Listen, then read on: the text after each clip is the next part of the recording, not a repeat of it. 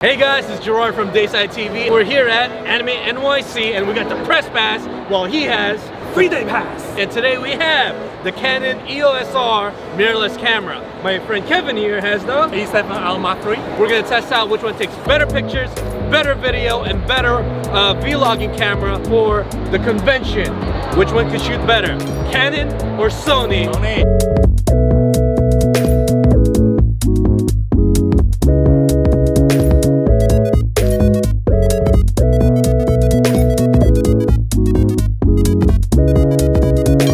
A lot of My Hero Academia cosplays here. What is going? What? All Might and Bakugo. Yes. Deku. There's so many Dekus, so many All Might. Okay. Awesome. Cool. Thank you. Can I get a picture of you guys?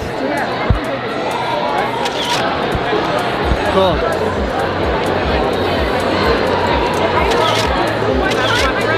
Wait, so this is the My Hero meetup? Yeah. Okay, so that's why they're all the same characters. Yeah. There's a list right there. Huh? The list right there of the meetup. Oh, I see. Oh, finally, we got like other characters here. We got Goku over here and another Goku over there. So I'm gonna take a picture of both. I'm using automatic settings, the scene intelligent settings.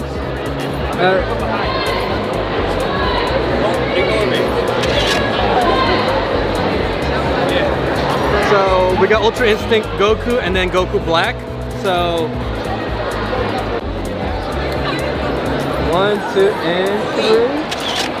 Okay, so can I get the Goku behind? I was just gonna. You guys ready? 1, 2, and 3. Awesome. Alright, so our cameraman Danny has been following me around.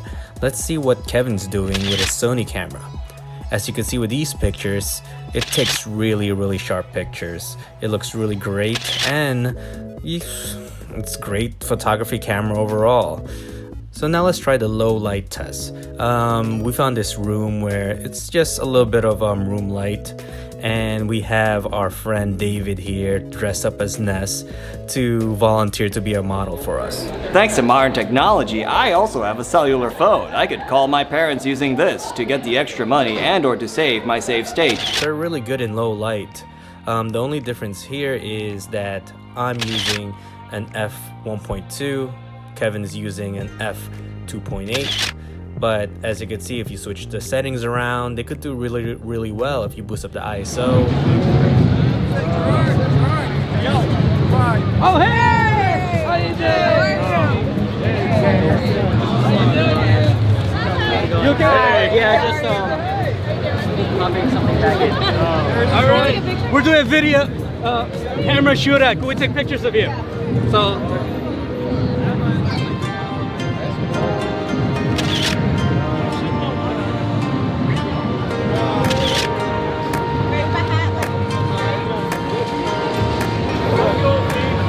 Are you guys gonna play DDR? Yes. All right, we're gonna video this to play DDR. In this chapter of stereotypes, we perpetuate DDR. Someone farted. Oh my god. DDR the official one. So after bumping into our cosplay friends, I took this opportunity to test out the video capabilities of the cameras. What you're looking at is from my Canon EOS R. It's 720p at 120 frames per second, and it is what it is. You lose a little bit quality when you boost it up to 1080. It's buttery smooth, but then again, for YouTube videos, it's okay.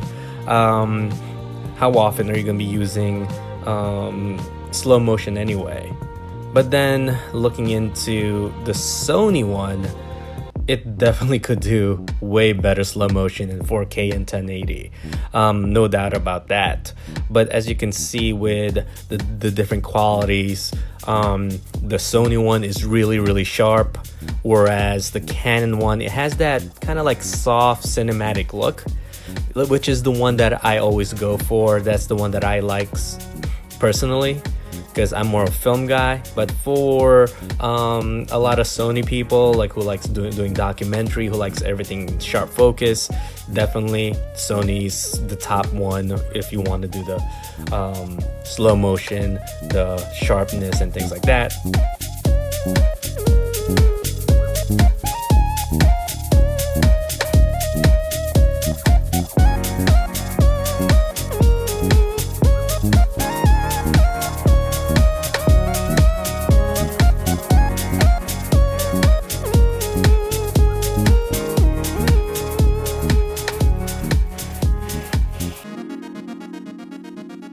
But as you could see, the regular 1080 and 4K, even though it has that crop mode, it's still good. Because the number one advantage over everything else with Canon is the color science. As you can see, the skin tone, none of these are graded.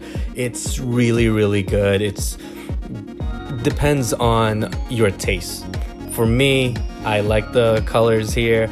I just gotta do a little bit of color correction. It looks way better. But for now, even after the camera, after filming, and you can just see the footage right now without grading it, it looks really good.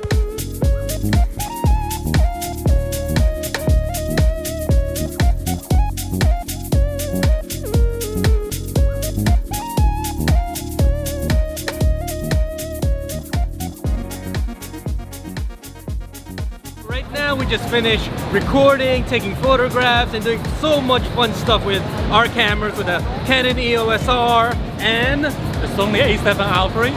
And you know, Kevin, tell me what you like about the camera and what you don't like about the camera. First of all, the only reason why most people go with A7R3 is 42 megapixels. You can crop the out of the photograph as you want. I like the button on the side. You can programize to any function that you like. I have the eyes on focusing. What I don't like about the camera is the menu system. There's a lot of stuff I need to go over, which is like 50, 60 pages. I have no idea what each one of these does.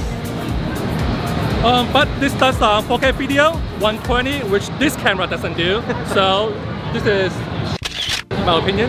Hey. All right, now let's talk about the Canon EOS R. Just to let you guys know, Kevin is more of a photographer, whereas I'm more of a videographer. And for a videographer that's been using Canon for a while, this is such a great upgrade. One thing that the Sony doesn't have is a flippy screen. Can't do this? Now, what Canon doesn't have is dual memory card slot. I can't say anything about that, but you know, if you're a professional, usually dual camera slot is okay. But you could, Yeah, this is as far as you could go. Yeah, because this one is like, you know, you could definitely vlog the same way as a Canon M50. It's awesome. The menu system is super convenient. It's really, you know, it's really easy to get to. You could definitely do shortcuts also. Yeah, I just love this. And some of the stuff that I forgot to mention during this take was the dual pixel autofocus. It's one of the most fastest, dependable ones, especially the face tracking one. The Sony has a good autofocus system, but I feel that Canon's better. And the most important thing is definitely the Canon color science. I love the skin tones, the stuff that comes straight out of the camera. It's really, really good. Okay, so the bad thing about this camera is, one, the 4K, it's only up to 30 frames per second, and the HD is only up to 60 frames per second. So the only way you could have that nice buttery slow motion is at 720 HD, which nobody uses. But for YouTube, it's still acceptable. So definitely, if you want to be a professional YouTuber with awesome footage, this is a camera to go to. If you're more a video and a photographer hybrid, definitely this is an awesome way to go to. But for this one, if you are a professional photographer, definitely do this one. And I know a lot of my filmmaker friends actually has this one to do their short films and web series and things like that. But at the end of the day, it all depends on the user's own skill set, user's experience. So you never know. That Canon M50 might be right for you if you're a beginner. But later on, when you're a professional and you have some money to put, you know, stuff to, you could definitely purchase this one or this one. For me, I'm a Canon dude, and I love the convenience of the menu system, the flippy screen, and the overall way you can create content with these things. So you decide on the comment section below on whether you like the Sony one or the Canon one. Give this video a thumbs up, subscribe, and we are out of here at Anime NYC. And see you guys and catch you next time.